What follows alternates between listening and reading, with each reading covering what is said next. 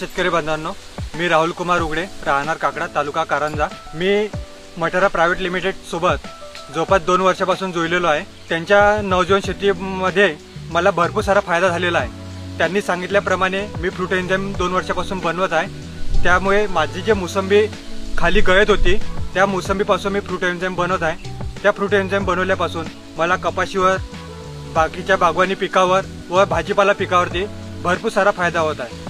जसे की फ्लॉवरिंग स्टेजला मारल्याने फ्लॉवरिंग खूप चांगल्या प्रमाणात येत आहे। जे फळधारणा होत आहे ते फळधारणामध्ये मालाला चकाकी येत आहे।